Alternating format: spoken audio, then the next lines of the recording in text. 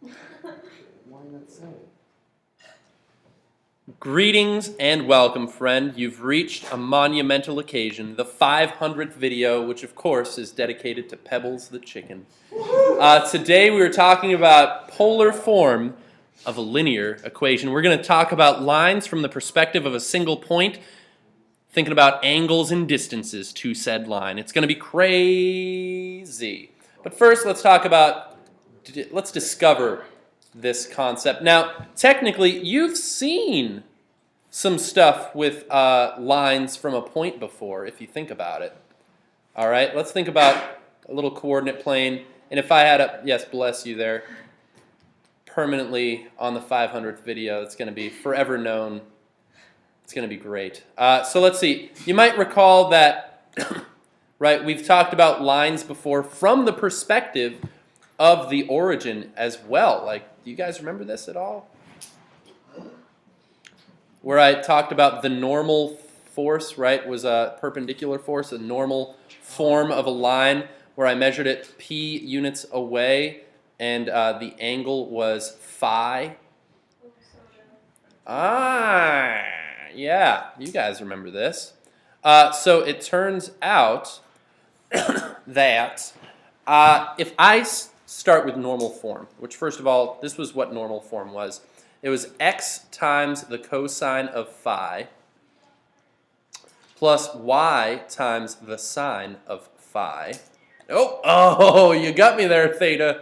Oh, minus p is equal to 0, right? So that's normal form right there. So I guess I'll even normal form of the equation of a line. So you might think this is probably going to be pretty helpful because we deal with points that are distances and angles from the pole, and this is probably going to be pretty helpful. If I combine this with the fact that x is equal to r cos theta, and these are thetas, and y is equal to r sine theta, I might actually be able to help out. So imagine if I want to describe a point on this line. All right, so here's just an arbitrary point. This point is going to be, here's theta, and this is r for that point, right? So here's my r comma theta. And I want to describe all possible combinations of r's and thetas that happen to still be on this line where phi and p are particular constants, sort of thing. Yeah, they're like rotations and yeah, it's, I don't know. So check this out, what I can do here. I'm going to take this and this and do a little swap-a-rooney, right? And how about one of these and one of these and another little swap-a-rooney there, Indiana Jones style substitution. And yeah, but you had the right idea. R cos theta times cos phi plus r sine theta. Oh, it's so tempting to combine the phi and the theta. Yeah, they're like minus p is equal to 0. Okay, all right. Next, I can actually, not now, Mac. It's wanting me to upgrade to Mavericks. I don't even know what you're talking about, Mac. Apparently not. I don't know. Jeez. So let's see. The next thing I'm going to do is yoink yoink an R out of this. So R times cos theta cos phi plus sine theta sine phi, and then minus p right there. Okay, all right, let's see what's up. Now, does this look vaguely familiar to you? I think if I rewound time just a little bit, back to the first thing we talked about. First chapter was trigonometric identities. Yeah, they keep coming back. They keep coming back. And this was actually one of our difference identities for cosine. It turns out that cos of x minus y was equal to cos x cos y, cosy, plus sinx sine. So that means this whole thing, I should be able to interchange with some equivalency of this. Do you believe it? Believe it, friend. And also, tell you what, let's just add p to both sides. Why not? So I'm going to get r times the cosine of x minus y, but instead of x minus y, what are my angles? Theta minus phi equals p.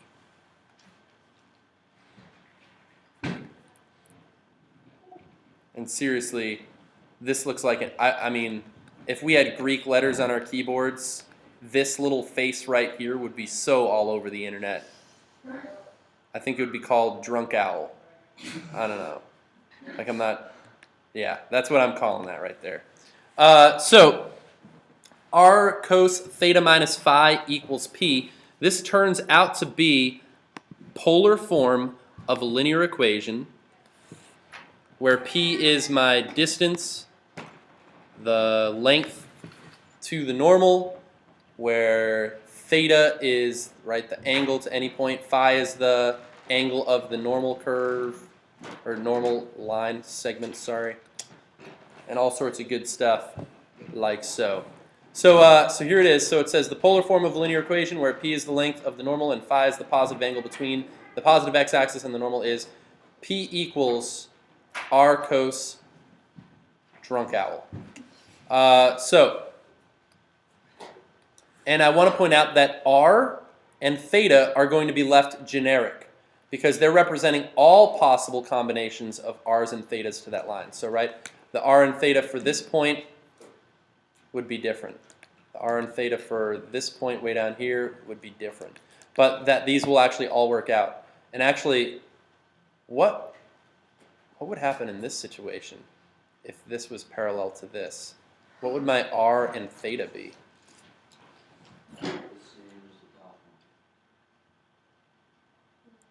This would actually, if they're parallel, r and theta, one of those things has to be undefined because that would not ever map to a point on that line.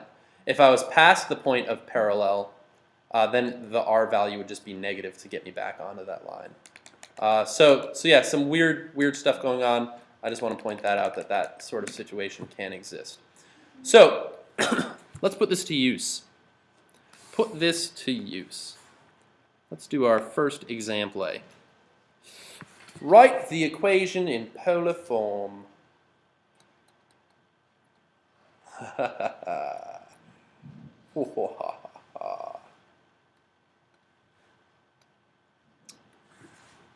And you might realize that's not even in normal form yet.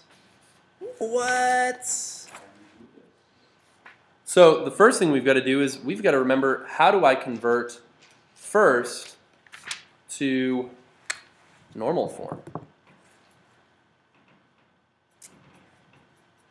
You guys remember that at all? Well, A is equal to 5. B is equal to 12. And what I'm going to do is divide both sides by, do you guys remember this formula? Plus or minus, yeah, something like this. A squared plus B squared. Seems like Pythagoras is just all over the place in pre-calculus. He's just putting his little signature on everything. So what's that going to be in this case? So that's going to be the square root of 5 squared plus 12 squared, which is the square root of 25 plus 144. which is the square root of, is that 169? No way. What? Oh yeah, it's 5, 12, 13 Pythagorean triple. So that's 13. What do you know? And we've got to figure out, do we just divide by positive or negative? And in this case, it is going to be positive, because it was opposite the C value. If you guys remember, C is positive here, or no. What did this book use for normal form or standard form? I think this was what the book used for standard. Right, so C would have been negative 26, and then this is positive. But anyways, so I'm going to go through and just divide all of these things through by 13. So I'm going to have 5 thirteenths x plus 12 thirteenths y equals 26 divided by 13. Or actually, better yet, let's pull that over here and set it equal to 0. Is negative 2. If I'm not mistaken, I think that goes in twice. Sounds good. So let's now figure out what is phi and p is what I have to find. What's the value of p? Well, I think, let's see, yeah, it's just going to be the positive 2 because it's always the minus there. Yeah, lots of opportunities to mix up our signs on this. So p is equal to 2. And now, how do I find phi? Well, I know that cos phi is equal to 5 thirteenths. And I know that sine phi is equal to 12 thirteenths. Both of those are positive, so which quadrant is both sine and cosine positive in? Right, so this is quad 1. And technically I can then use either of those to solve for phi, so I'm just going to cos inverse this guy. Cos verse.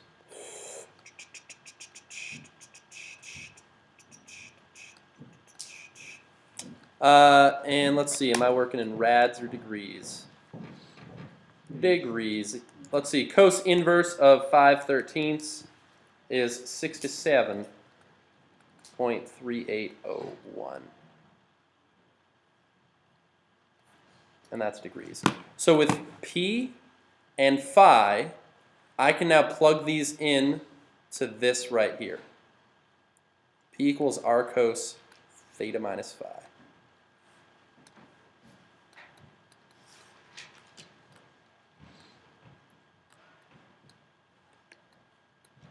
So all I got to do is plug it in. So I'm going to have 2 equals r times cosine of theta minus 67.3801 degrees.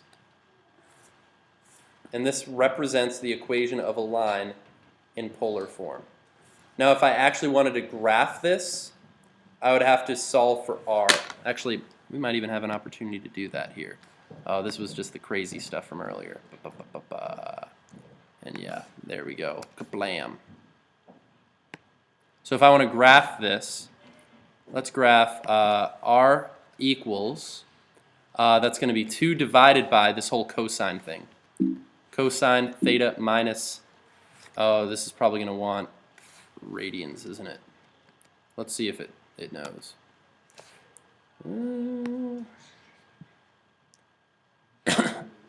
Yeah, this is, I think this is expecting radians. So what could I do to convert that to radians? I could multiply by pi and divide by, I think I just multiplied by pi inches. Divide by 180, I'll just throw that right in the formula. And there we go. There is the equation of a line given to us in polar form, related to normal form, which is what you might have expected, oddly enough. So that means I could now find any point on this line, thinking about it from the perspective of the origin, an angle, and the radius. Yeah. There was, yeah. Because think about it, to graph this, I would start at 0 degrees, I'd plot all of these points. When I happen to be at whatever angle is parallel to that over here, it would be undefined. And then once I get past that, I would actually start plotting points infinitely on the back end of this and wrap all the way around. Actually, I think it might even graph this line twice in 360 degrees. Is that right?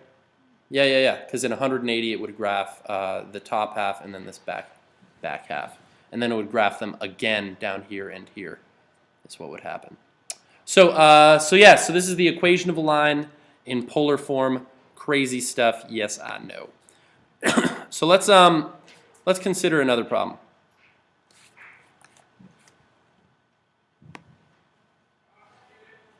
What if I want to go the t'other way? T'other.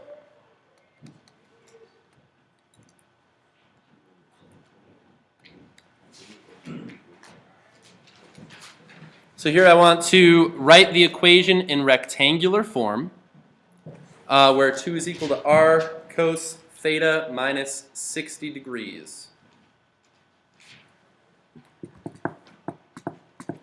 And so we're actually going to go through kind of the same process, but in reverse.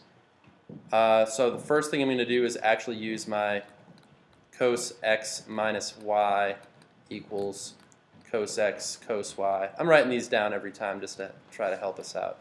Sinks sine.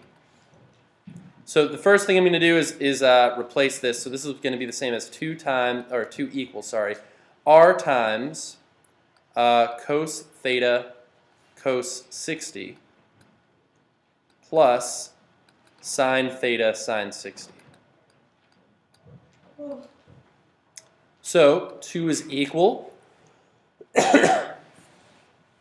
I can distribute the r. So I'll have r cos theta. What's cos 60 equal to?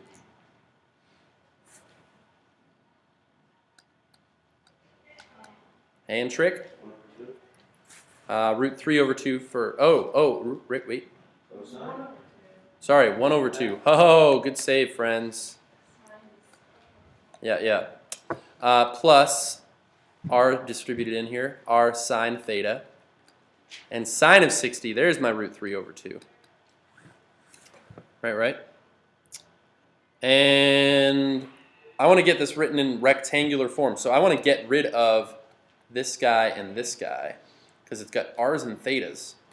And you might just straight up recognize this. What's r cos theta the same as? X. And r sine theta is y. So 2 is equal to half x plus the square root of 3 over 2y. And you might remember that in a standard form, we try not to have any like fractions or stuff like that. So the first thing I would probably do is, we could subtract 2 from both sides, I guess. And 1/2 x plus root 3 over 2y minus 2 equals 0. And then I would multiply both sides by what to get rid of the fractions? Yeah, just multiply 2.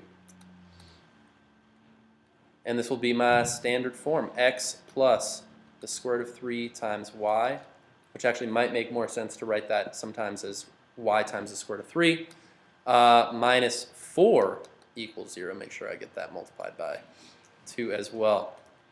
And behold, I have found the rectangular form of that line. If you really wanted, you could solve this for y to put it in sloppy intercept form, because I know that's what you guys like to do. And I could show you how to graph, but it's pretty much just like make a table of values. Well, let me at least show you this much.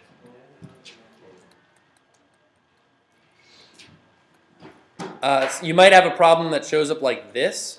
You'd be like, what's going on with secant? Which, I would like to point out, that's the same as 4 over cosine of theta plus 2 pi over 3. Right? So, because secant is the reciprocal function of cosine. So then what you could do is just make a table of values using a calculator or something to that effect. Maybe while you guys are writing that down. I guess I'll write this down. Polar form y equals, what's this, 4 divided by parentheses, cosine of theta plus 2 pi over 3. So I'm going to have to make sure I'm in radian mode too here, right? Radians. So let's see if my calculador will work here. Oh, nice. It's not even blurry. So I've made sure I'm in the correct mode. So I'm in polar mode. I'm in radian. Under y equals, I've entered my equation. And if I wanted, I could actually view a table, second table right there. And you could see some different values here. You can make the table do all sorts of different things too if you wanted to. And what's crazy is all of these points for the thetas and r's actually will represent a line. So if I hit graph here, you can see, right, so you notice how it graphed the bottom end first, and then it graphed this little part, and then it actually did it a second time is what happened. So it's the equation of a line in polar form. Yeah, calculator's sad, it doesn't draw all my cool concentric circles. But that's the idea. So thanks for watching, internet friends. Have a great day. Welcome to 500 plus videos on my YouTube page. We'll always remember you, Pebbles. Keep your axe heads sharp. Bye-bye.